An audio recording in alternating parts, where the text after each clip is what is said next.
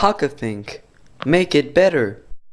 So, good morning, this is part 4 of the DIY slider project, and today we will go over the code for the Arduino in much more details. First of all, we start by declaring the pins on the Arduino. Here the little int command signifies integer, which is a number between minus 32,000 and positive 32,000. We could also use char, which is for values which range between minus 28 to 127, but that is just to save a little bit of memory space on the Arduino. Anyways, we will keep it with that. If there were to be decimals in our numbers, we would use the float variable, which can include decimals and is very precise, which is often used for analog readings. But anyways, let's move over. Here we can also declare our variables for our states of the switches, and we use the bool prefix, which is a short term for boolean, and this means that it could either be 0 or 1. Anyways, in this loop right here, called void setup, it will only run once in the beginning of the Arduino. So we set the modes of our pins so that the Arduino knows whether it should read the pins or send data of them. And in this loop called void loop, it is the part of the code that will repeat forever. Here we ask the Arduino to read if the kill switch is turned on or off, and then we store this data into kill switch state variable. And we do the same for the push button, which is used in order to set the different speeds and modes. Anyways, here we have an if conditional statement loop, which basically tells us that if the kill switch is pressed, which so that it is equal to 1, then we will run the code all over here until the end. Anyways, do not forget to add the to equal, because otherwise we would tell the Arduino that this variable is equal to 1, and thus this conditional statement is basically useless. So never forget to use the double equal sign. I messed up an Arduino once because of this error.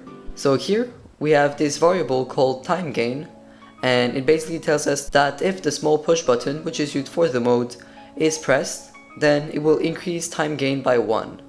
And since we only have 3 different speeds, so 3 different modes, then we will add the Arduino to put time gain back to 0, so that once the third speed is finished, it will loop back to the first one again. Thus, if time gain is equal to 0, we have not pressed the push button yet, then we set everything to low, including the motor, because the transistor pin is what drives the motor. Then, once we press the button so that time gain is increased by 1, we light up the first LED pin, and we turn on the motor for 50 milliseconds, which is 0.05 seconds. And then we will turn off the motor for 2 seconds, that is the real speed variable. Then it's P2, we will do the same, but we will light up only the second LED, and we will make a pause of 5 seconds.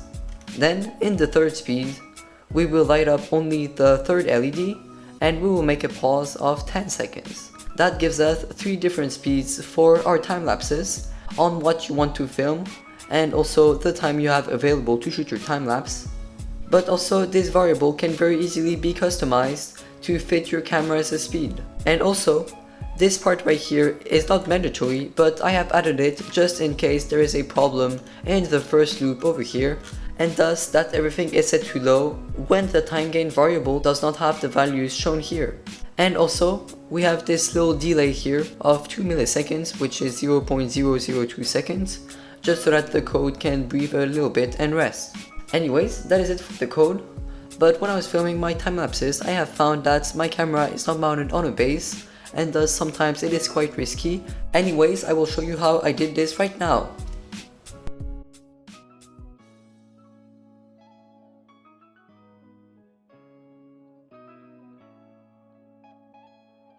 So, anyways, I am going to use some Lego bricks in order to make the camera mount.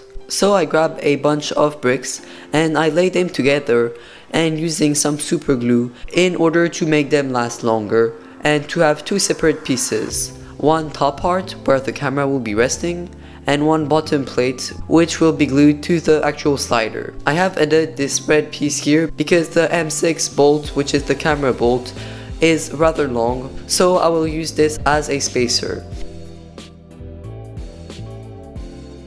I am using this old soldering iron as a drill in order to go through plastic, but of course you could also use a drill.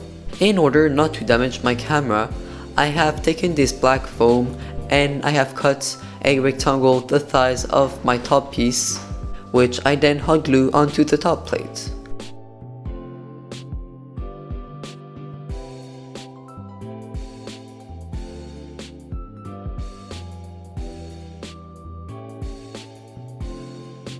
And it is also very easy to melt a hole through the foam by using my old soldering iron. Anyways, that is the final result for the top plate, and here for the bottom plate, which I can then hot glue onto my slider. And as you can see, the top piece works rather very well, and one nice thing I like about it is that you can adjust the angle of the camera because of the bolt. And of course it is rather strong once you place the Lego bricks together. And in the end, it is working quite well. Here is a small time lapse that I have taken. But also, by using it quite a little bit, I have found that the diode on the motor had torn itself apart, so I resoldered it again. And I have also cut and soldered 2 new wires on the motor, and you will see why later. Moreover, I have found that the belt was losing its tension, so I hot glue again my pieces of wood, and now it is much better. And basically, my problem was that once the time lapse was complete, in order to bring it back to the home position, I had to push the belt on the gear, which was very oftentimes damaging the belt and also making the actual slider losing its tension. So we could use an Arduino, but that would require another transistor circuit and some more code. So with this new piece of wire that I have soldered, I have made a savage connector by just twisting the wires together, and we can apply the power supply in reverse on the motor and it will make the slider go to the home position. Anyways, I am very happy with the final product of this slider, and I think that it is very nice. It was a whole lot of fun.